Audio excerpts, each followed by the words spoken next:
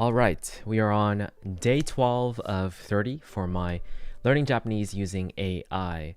These days, we're kind of just using it as a simple tool, but that's okay. We are still doing our best to learn as much kanji and grammar and so on as possible.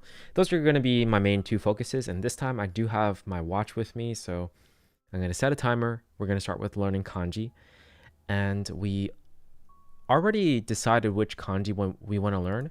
From the previous days, we've been talking about how we're trying to learn the kanji that I sort of use very often for my conversations with my friends, my native friends in Japan. So kire is one of the most common words in general. So let's go ahead and start with that one.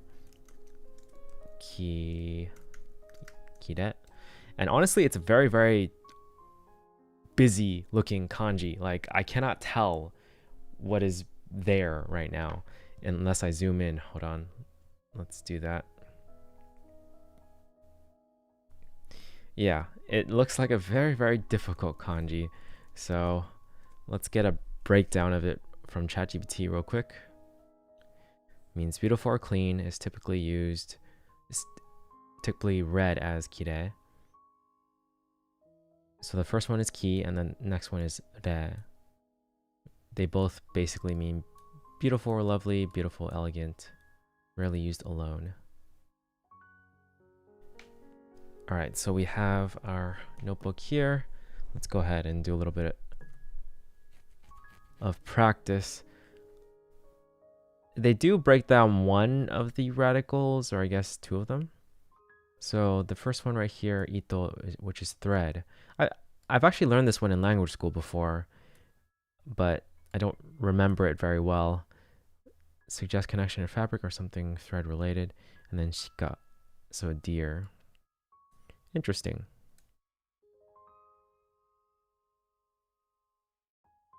All right, let's go to Wanikani and break it down a little bit. They don't have it normally. I wonder if it's gonna do that properly. No, I have to do it in English. Okay.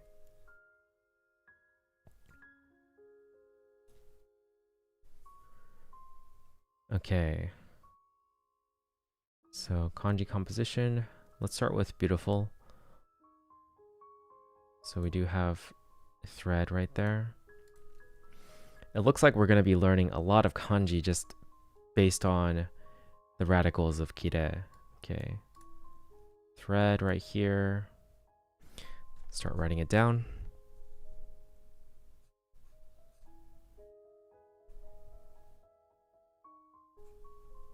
Yes, this feels familiar actually. The fact that I learned this in language school and have written it down plenty of times, like, it feels familiar. Kind of interesting. You don't really think about the feeling of writing very often, but my hands have definitely done this before. Okay.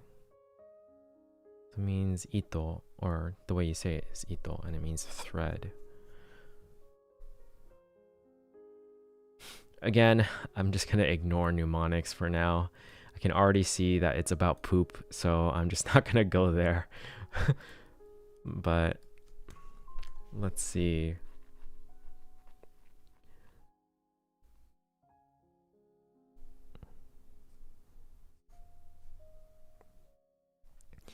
That motion is very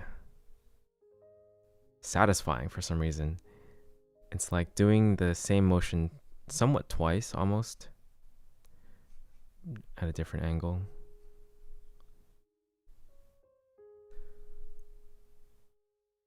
Has a little stick sticking out, and then has that sort of looks like moo.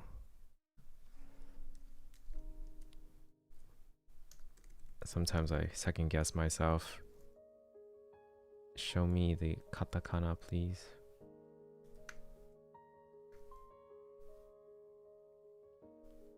There. Okay, yeah.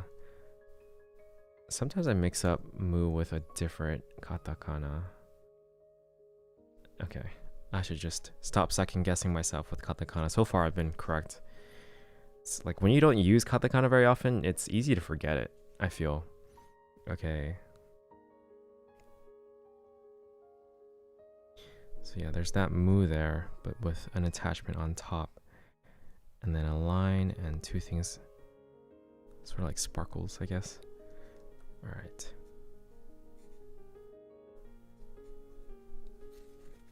I'll at least be able to recognize it from here on.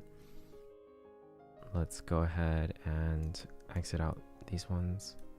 Okay, so that's thread, ito. And let's do the next one, odd.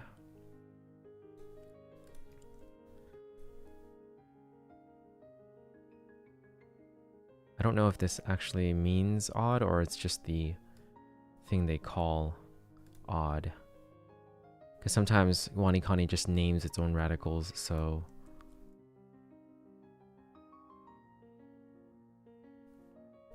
I mean, it has it right here by itself, so it should be its own kanji.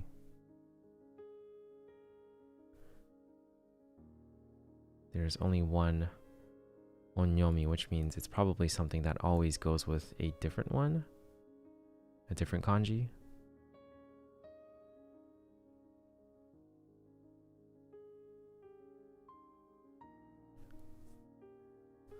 Let's see if ChatGPT can enlighten us at all. Moo moo moo.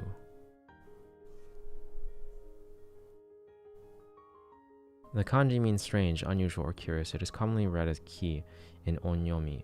You might see it in words like kimyo, kimyo, kimyo, kisaki. Interesting.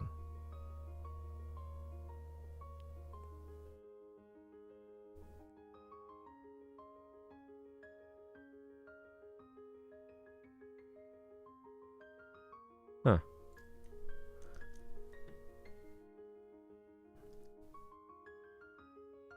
The upper part represents potential or ability. It almost looks like nani. Okay, the right part of nani. Okay. Potential or ability. The upper part represents...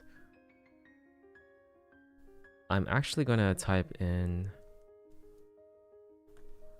nani here because I feel like it's also a very, very extremely used word. Probably one of the most common of all time. But surprisingly, I never saw the character radical in it. I sort of saw it as one thing. The person radical, I guess, they call it the leader radical. Lip ring is what they're saying for this one. Lip ring. I guess because that's kuchi. Something hooked to the mouth. And it represents potential or ability. Huh. Trying to make that connection with like what? Like a person and potential or ability. Like what is this person's potential or ability, I guess? The mnemonic is kind of funny. Our leader has a lip ring. Wait, our leader has a lip ring. What? Okay.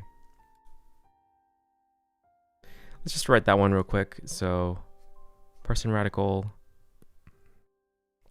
and lip ring radical. Okay. Seems... Sorry, I wrote it so bad. Let me do it one more time. So poorly. That still looks pretty bad. But that's okay. Let's just keep going.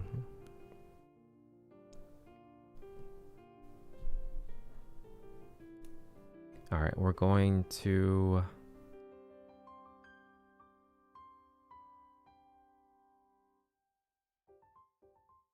Okay, so there's that big kanji. Oki, the same kanji as in oki. So let's just write it real quick. And then it has the lip ring radical. Like that. And this means odd.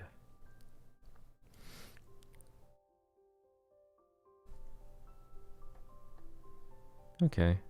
Big lip ring is odd is what they're saying as a mnemonic.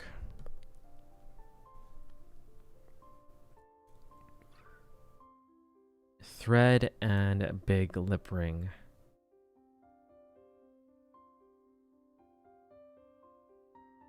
And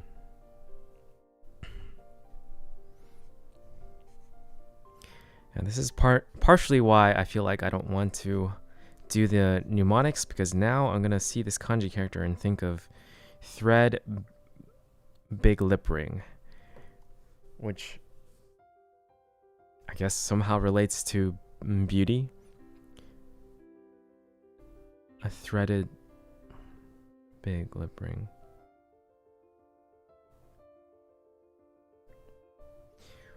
Either way, it's good enough for at least being able to recognize this kanji. Let's do the right side.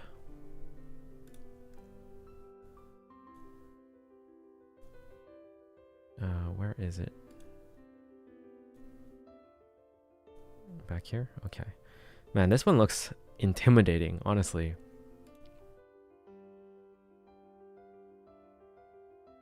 Lovely. Is there no breakdown of this one?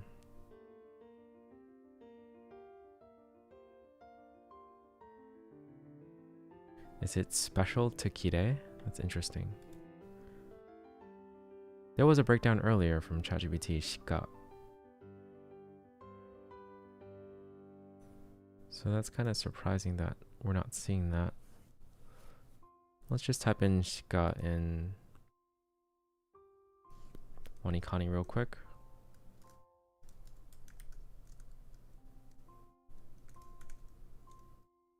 Oops. Need to probably... Where's the kanji? There it is.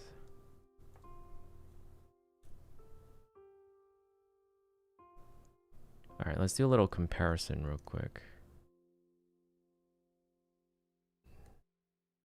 Yes, it does look like the bottom part of it.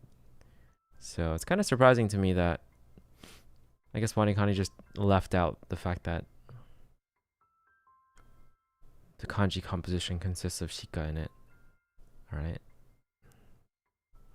But they have a breakdown of this one, which is nice. So then I'm not learning this one big chunk of something. Alright. Canopy. I guess canopy is a cliff with a little dot on top. And then helicopter. Okay, I can sort of see that. And then compare. This looks like it would be its own kanji.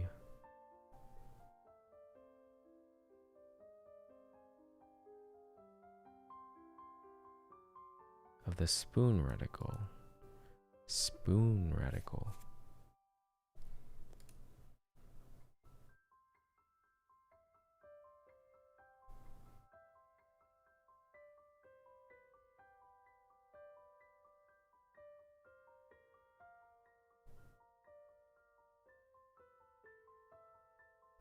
Kind of looks like he in a way. The kanji character, the katakana character. What is the spoon radical? Is it the right side or the left side? Probably the right side, right? Spoon radical. Yeah. Does look like he.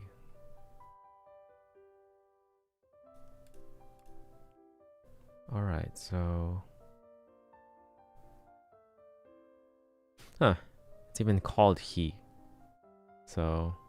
that makes it kind of easier to remember. And this is just the Kind of looks like ue a little bit.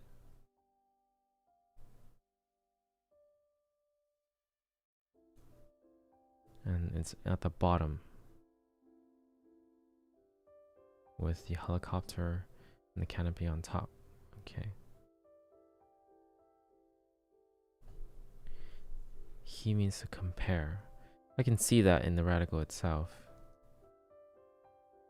In the kanji itself. How is this used though? To compare. Kuraberu. Oh, that's how.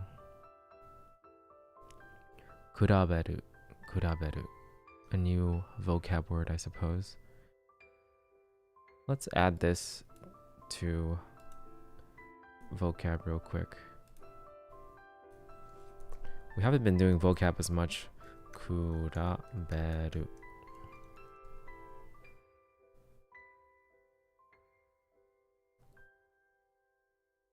Okay. Very, very simple. I guess the last thing I told ChatGPT is to just define things simply.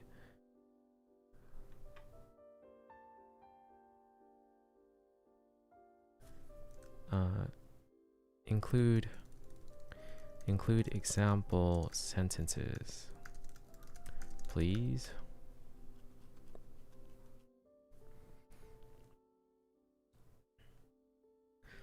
Futatsu no something, maybe shingo. I know I learned this kanji in language school, but I forgot the whole thing means together. O kurabete mimashita. Kurabete mimashita. Kurabete mimashita. 彼はいつも自分を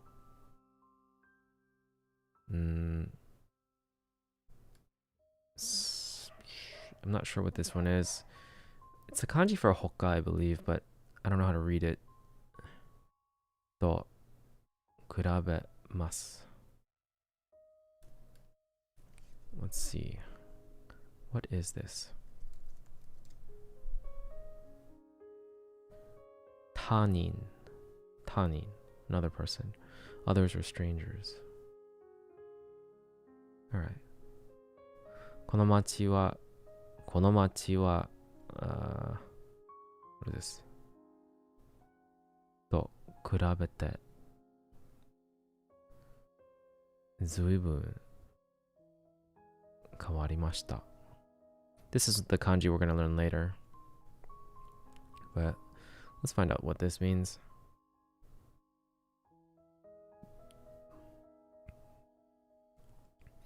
Has to relate to the past based on the translation.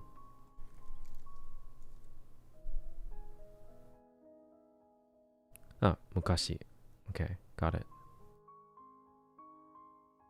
Alright. We have a better understanding of that one, which is good because it's going to be it's a radical in the word we're learning.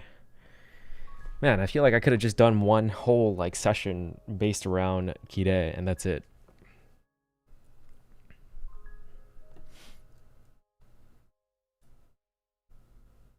Okay, this one doesn't look like its own kanji, so I'll just treat it and think of it as a radical. But at the same time, I still want to understand if it has a meaning, just out of curiosity.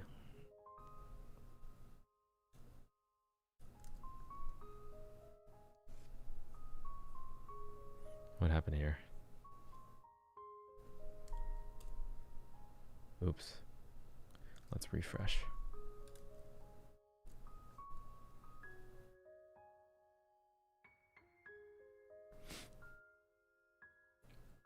It's a variant of nishi. Okay.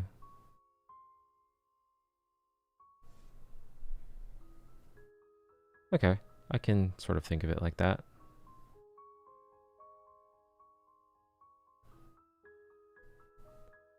It does indeed somewhat look like nishi.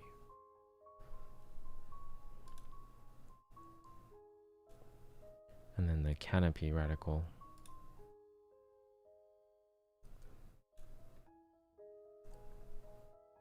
I do like how I can just type this in and then ChatGPT knows what to do. Dotted cliff radical. Madare. It often represents something related to a building, shelter, or a place with a roof. Okay.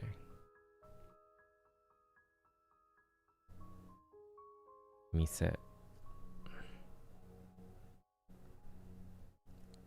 Hiro. Alright. This is a lot of information and just... That was the alarm telling me to move on. Yeah, this is going to be a longer kanji session, isn't it? I'm going to also just consider this the vocab as well. So 20 minutes and 20 minutes. So we'll do 40 minutes of this. Since we technically are learning new vocab based on like this one, for instance. Kuraberu. Kuraberu. Right? Yes. Okay.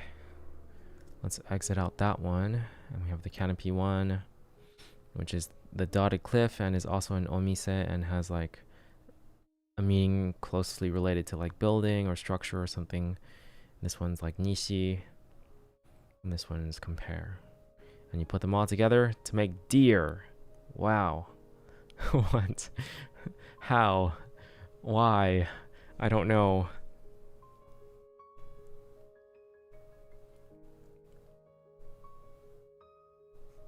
It's okay. We don't need to necessarily know. We just need to know how to recognize it primarily. But let's just try it one more time. Canopy a little bit bigger. So, and then the nishi part, and then the compare part.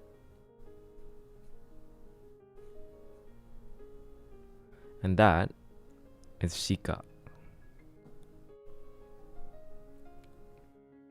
My goodness, this is a amazingly difficult and complex kanji, I feel.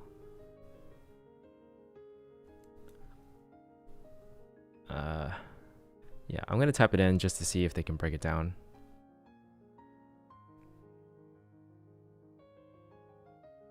Roku or ka.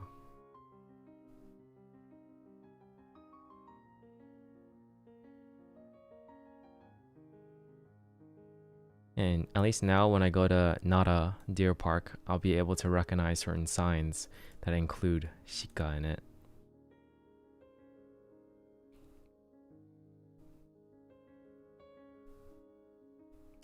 I kind of want to ask, like, let's see how deep ChatGPT can go here. I understand that shika is composed of 3 different radicals. I guess we can just copy and paste.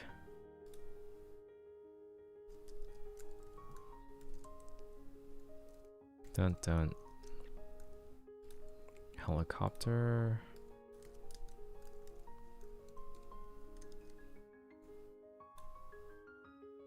And then compare.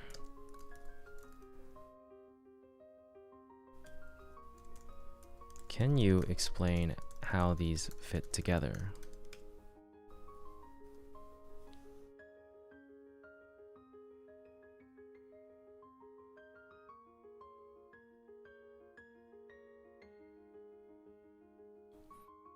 All right.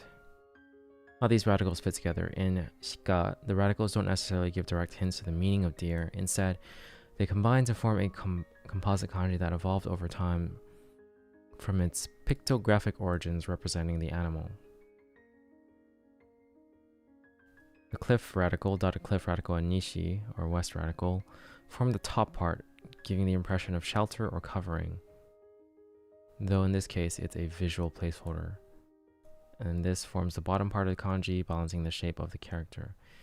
In older Chinese forms of this kanji, it resembles an image of a deer, and these components are stylized representations that evolved into the modern character. I don't know how true this is, but I suppose it's a good enough explanation for me. It's supposed to just be a visual representation of deer instead of the kanji radicals having meaning overall together. I guess I'm just gonna have to accept the fact that that's sometimes how it's just gonna be, and just associate this image with this kanji with the image of a deer. I don't mind. Okay. So one more time. Canopy radical with the Nishi radical and the, I think I wrote that very poorly. Let me try one more time. A little bit bigger this time.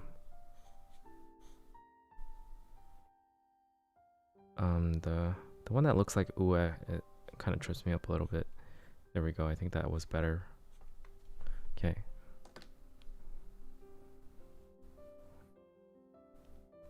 All right. That's good enough for me. Let's get back to the second kanji for kire. I really want to know what those top parts represent, but unless let's see here. Let's see if I can ask ChatGPT. Can you tell me what the radicals are on top of the deer radical?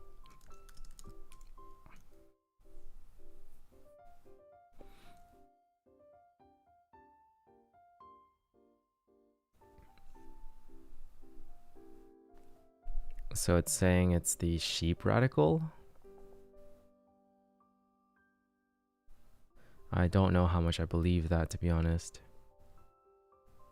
because it doesn't really look like the sheep radical. You know what? I'm just gonna not care about this one and remember that they are just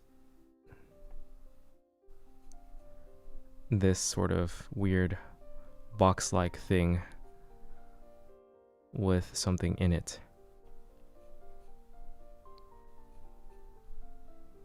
And that's the right side.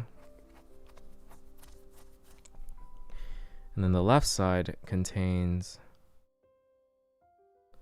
ito. No, that was wrong. It was this right here. Okay, we're starting to merge. Let's move down a little bit.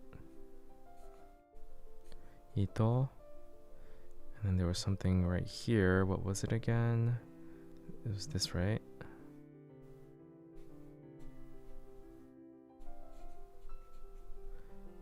Combined with this thing means kire.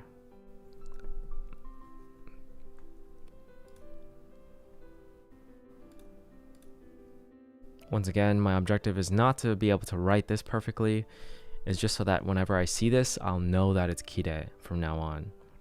Because I always like do a double take or something when I see it in text. I'm like, what is that kanji again? Because it looks so complex, but hopefully now I'll be able to just like see it and then know that it's kire immediately. But just as a fun thing, let's try to write this one more time properly. Is there any space? No. And I put day 13 on this thing, so I have to use this piece of paper to the max. All right, let's do it down here. I'm gonna try my best to do it without help. So I will not look at anything there, and I will try my best. Let's see. Okay, this right here with the big lip ring, and then the weird boxes with shika, nishi, the radical, and then inside of the Nishi radical was the thing that looks like ue and hi. And I believe that's it. All right, we were able to write it once from memory right after learning it. So that's not that much of a feat, to be honest, but that's okay. Let's move on. We don't have enough time if we want to get through everything.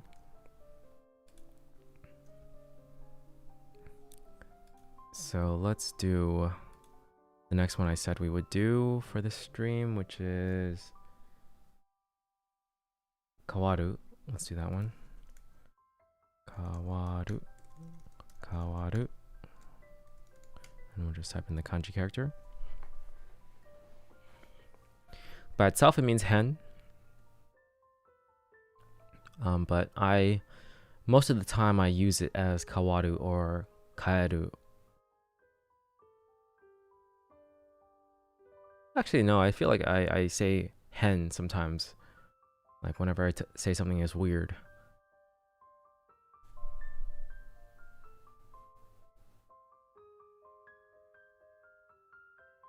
Yeah, they definitely have the radicals wrong for this one. At least that's what it looks like to me. It doesn't look like the right ones. So I'm just gonna ignore it.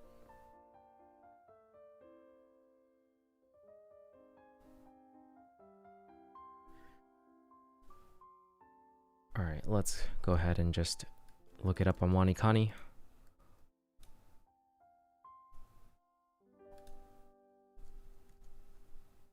This is my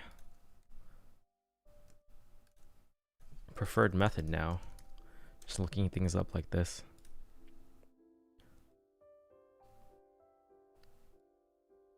Alright, looks good.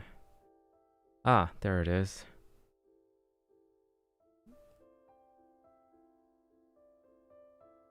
I guess it's a version of red that doesn't have like the extra, it's like a chopped off red, I guess. Okay. And we know this one already, the winter radical.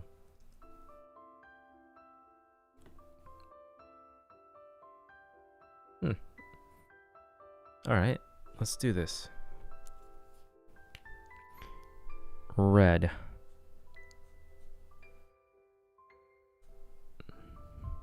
I think this might be the first color that I'm learning for the kanji. I know how the blue radical looks like, but it's a bit tricky sometimes for me. It's actually very standard. The blue kanji looks very standard, which makes me kind of sad. I was hoping it would look cooler. Blue is my favorite color, or teal is.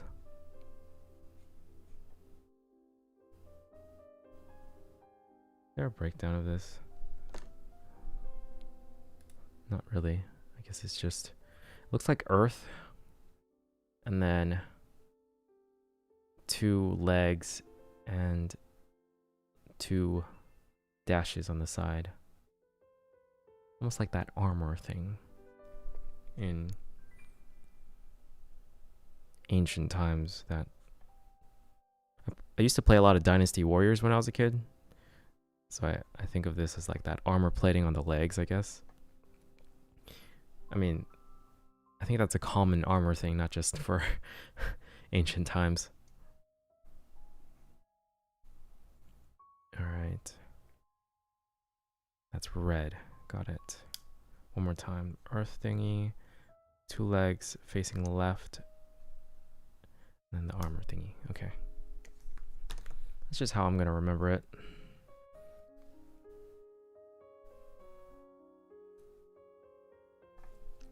And then the winter radical. The one that's in Fuyu.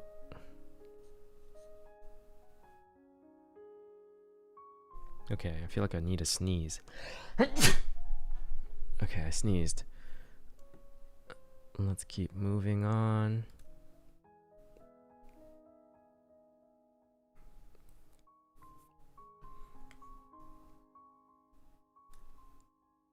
Okay, so red on top of the, or a chopped off red on top of the winter reticle. Got it. So I'll write red one more time without looking at anything. Okay, now we'll write red again, but this time a chopped off version. And it's on top of this one. Oh no, I left out this. Okay. All right, I think we have it. Good enough. We will be able to recognize it from now on. It's a pretty recognizable kanji, to be honest. Like whenever I see it, I'm like, oh yeah, that's that kanji. But like actually breaking it down and writing it, you just gain that extra familiarity that allows you to get it on lock. And that's why I'm doing this. So I don't have to like second guess it sometimes, because I'm like, even though I see it very often, I'm like, is that the right kanji? I'm not sure. But now I will 100% be sure that it is that kanji. And I don't have to like have that doubt in my head, which is annoying. Especially when you read Japanese every day through text and you're like translating it every day. So that's it's getting annoying. I need to learn all these kanjis fast, so I don't have to do that again ever in my life, hopefully, at a certain point. I kind of want to know some of the uses right here.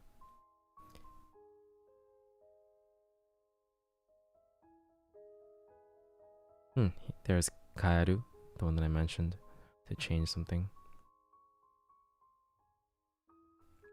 This is also used for henji, huh? Oh, and this is unexpected incident, not response. I was thinking of henji as response.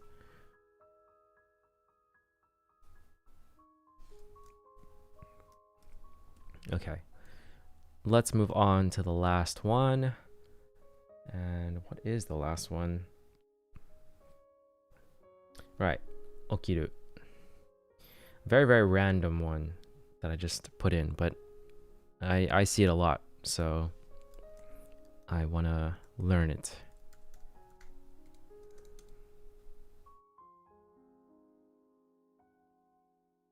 Means to rise, to wake up, to occur. Commonly used in expressions related to getting up or starting something. It has the hashiru in it? It does. Wow. I never noticed that, like ever. I mean, that's not surprising considering I'm just starting to learn this stuff. Okay.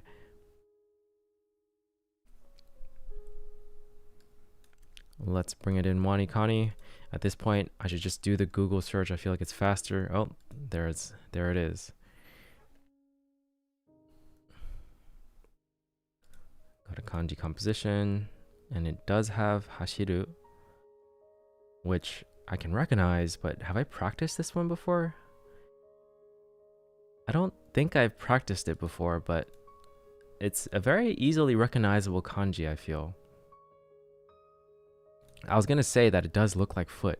Like that's the first time I've ever thought of that, like just now. Like it looks like foot, but the top is earth instead.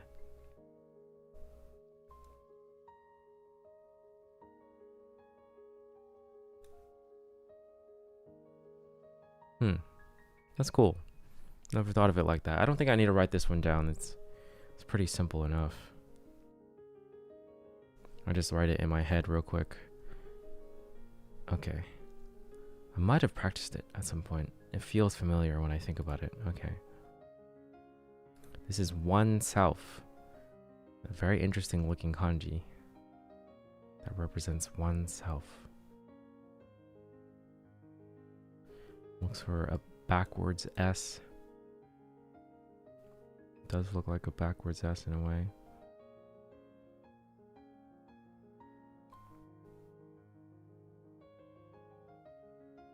I do need to write this one down because I have not written it before. Oh my goodness. That looked so bad. Alright.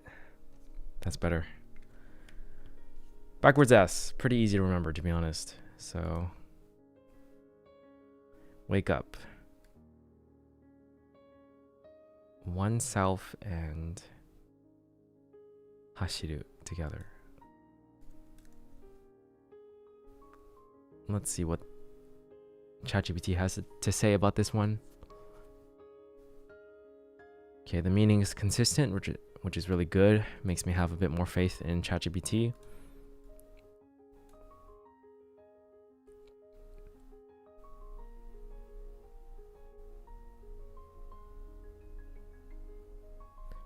All right, that's cool. And together, run into oneself in a dream and you'll definitely wake up. All right, it's time to move on.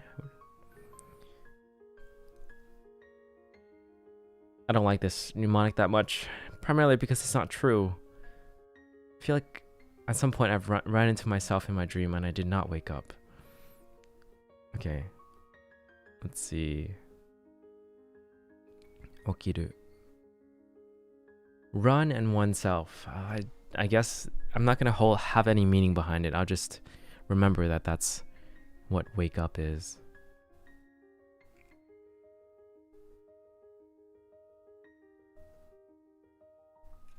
Okay. I'll write it down once. Earth thing, press ashi, and then oneself. Awesome. I think I might have written this kanji before. I feel like it's familiar from language school. Like my hand seems to remember writing something similar to this. Either that or I just learned hashiru in language school. Okay. Alright, that's it for the kanji. We were supposed to move on anyways. So let's go ahead and do some grammar. So we've moved into doing grammar using Boom Pro instead of ChatGPT. We'll still try to utilize ChatGPT in some way if we have like questions, but for now, we're not sure exactly how. For the time being, let's just keep going and we'll figure it out along the way. Yeah, so easy to, likely to. And we're gonna do a little bit of a zoom to get rid of that right part. Oh yeah, Boom Pro has like a standard and polite version, which is cool. I mean, for this one, you just add des to be polite. Okay. Let's remove this because... Oh, I guess I can't remove it. It's fine. Yasui is an E adjective that is regularly seen attached to the ma stem of verbs. When attached in this way, it carries the meaning of easy to. Okay, let's read some examples. 私は食べやすいサイズにステーキを切る. I will cut the steak into a size that's easy to eat. Okay, 私は食べやすいサイズにステーキを切る. Okay. I do like the examples that they give. It's like a bit more complex. It's not like as simple as the stuff that you keep seeing in ChatGPT. Because this is like a sentence that I would not be able to say regularly easily. How would I say that? I would say...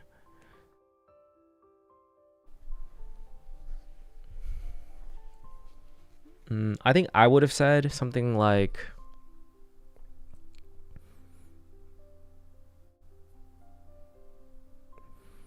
食べやすいサイズのステーキ No, I don't know. I don't think I would be able to say something like this in general. So I guess I should try my best to remember if I ever need to say this sentence, which is very unlikely, but I will remember this grammar structure at the very least. Let's see. Sentence structure. 僕は食べやすいサイズにステーキを切る. Cut the steak into a size that's easy to eat.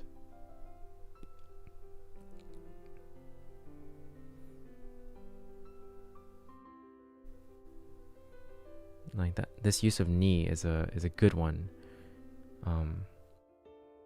Very different from all the example sentences from ChatGPT when I was doing the test. Like, I wish they had more complex sentences like this one. It's not even that complex of a sentence, but like, it's more of what I need to see to be able to like communicate better. Because right now I use very, very simple Japanese. Okay. この漫画には振り仮名がついているから読みやすいです。Okay, I can understand that without looking at the translation. This manga is easy to read because it has furigana. Since this manga has furigana included, it's easy to read. Yeah. So, interestingly, whenever I'm doing this, let's put me on screen now. Whenever I'm doing this, it's like I don't look at the whole screen. I know, like, if I'm recording it and streaming it and putting it on YouTube, it looks like I can see the whole screen. But you know how, like, when you read stuff, you're reading one line at a time. So for me, what I do is I always read one line and try to avoid looking at the English because I feel like it gives you hints. So that's something to note, I suppose. Okay. One more time. この漫画には振り仮名がついてるから読みやすいです。読みやすいです。So I like to like read it enough so that it sounds right and I don't stop. That's what I used to do a lot for stuff I learned in language school. この漫画には振り仮名がついてるから読みやすいです。One more time. この漫画には振り仮名がついてるから読みやすいです。Also for me, I always drop the E before teru because you don't have to say it in spoken Japanese. You can if you want to, but I personally prefer not to. Oh, the light died. Lovely. Now I'm kind of dark, but whatever.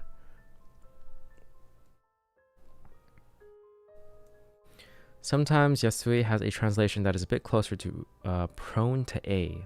What? Or likely to A in English. This nuance is regularly seen when the verb is related to emotions. Okay. あの先輩は this 怒りやすいからめんどくさい. That senpai is prone to getting angry, so he's annoying. You would never hear a Japanese person like say this, I feel like, out loud. Yeah, I just don't, I feel like that's not really, maybe in gossip possibly, but like in open conversations, I feel like you would never hear this. That's just my thoughts based on my experience talking to native speakers. Okay. あの先輩は怒り Okay, so this is 怒ってる same as getting mad, I think. Yeah, it must be. Okay. あの先輩は怒りやすいから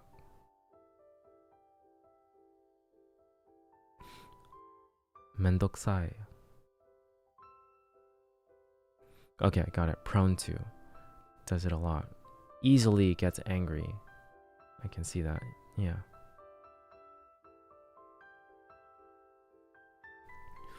Ka Kasumi-chan は泣きやすいから優しくしてね. Just be nice to her because she cries easily. Yeah, okay. That's a cool use. I like this a lot. Caution, there's another adjective, yasui, that has the meaning of cheap. This kanji should never be used with verbs to mean easy. Most of the time, yasui itself will be written in hiragana and usage of yasui is quite limited. Okay. That's good to know. Okay. Although yasui is an E adjective, it is almost never used by itself when attached to verbs. In such cases, when not attached to verbs. In such cases, it is much more natural to use the na adjective kantan. Okay, got it.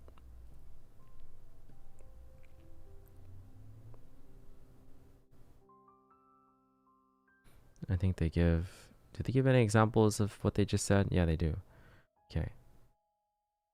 I gotta stop doing that by accident. Okay. 昨日安いゲームを買った。The game that I bought yesterday was cheap. Yasui meaning cheap, not yasui meaning easy. Got it. Why? Okay, I guess they just show it for the caution right there. So if it's ever described as a without a verb, then it means the cheap version. Got it. 私は簡単なゲームが好きです。I like easy games. Let's try to have this hidden and read kantan from now on.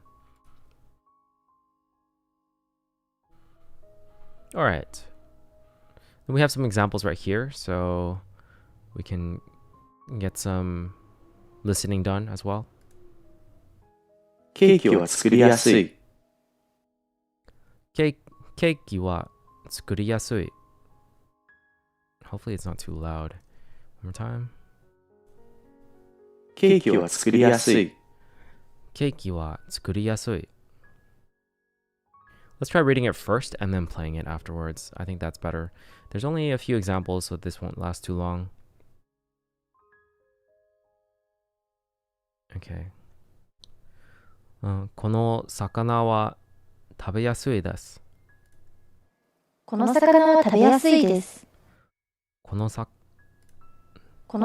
は食べやすいです。They speak pretty fast. この魚は食べやすいです。この魚は食べやすいです。Good enough for me. 昨日の練習はしやすかった。昨日の練習はしやすかった。Nice. Get a little bit of past tense practice as well. And shi yasui is so interesting to me. Like shimasu. Like shi with any other combination, I always find weird to say for some reason. So I have to get it like in my head. Or get used to saying it. Okay. 昨日の練習はしやすかった。昨日の練習はしやすかった。昨日の練習はしやすかった。I'll have to take a listen to make sure that the desktop audio can be heard properly. But hopefully it is. I'll just keep going. We're almost done. この白い服は汚れやすいです。I should have said it first. Okay. この白い服は汚れやすいです。I think I learned this word in language school, but I've completely forgotten it. It gets dirty, okay. 汚れます。この白い服は汚れやすいです。汚れやすいです。That's a weird word for me to say. この白い服は汚れやすいです。この白い服は汚れやすいです。Okay. この What is that? I don't think I know that combination, but the fact that the furigana isn't there means I should know this. 音楽が大好きだから踊りやすい。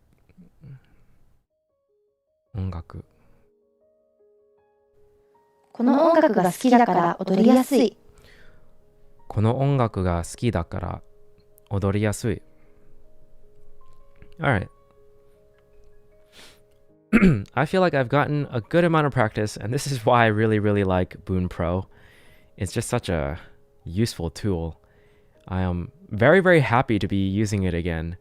I would practice using Boon Pro like on the bus very frequently whenever I took the bus to go back to like my share house from language school or like from hanging out with friends.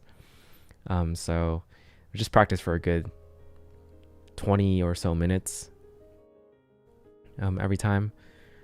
This was like starting month 2 or something, but I found it very, very useful. Like honestly, I found it like kind of more useful practice than some of the class stuff we did, just because the English is so well, like the descriptions are so well made and the organization is just so well done. And the fact that you can read and practice your reading as well for katakana, not katakana, for kanji, it's like, and katakana occasionally. it's great. I really, really like this. Again, I have no connection to this site and I'm a free user, so I just like using it. Okay, so we are done with this pretty much. Just a little bit early, 4 minutes early, but that's fine. I feel like starting a new grammar point will be a little bit too much for me right now. But we'll do this one tomorrow. And honestly, I feel like this is the rhythm we're getting into for these practice sessions. We have a lot more left, true. And I do still want to do more specialized days like chats with ChatGPT and whatnot, but I feel like the majority of the days are going to be like this one, where we practice grammar using Boom Pro, and then just practice kanji using ChatGPT and Monikani. This seems like the most efficient way of doing things because Boom Pro has everything you need to learn this grammar point. A lot of examples, spoken stuff for you to like shadow, and great explanations, great organizations. Like there's nothing else you really need to do other than perhaps getting more example sentences, which I could ask ChatGPT for, but yeah, I feel like I understand it well enough to just move on, so I don't need to waste too much time. If it were something that I had trouble understanding, then I can try to ask for more examples with ChatGPT. But for now, let's just keep doing days like these ones, and once in a while, we'll try to get to reading and texting practice with ChatGPT.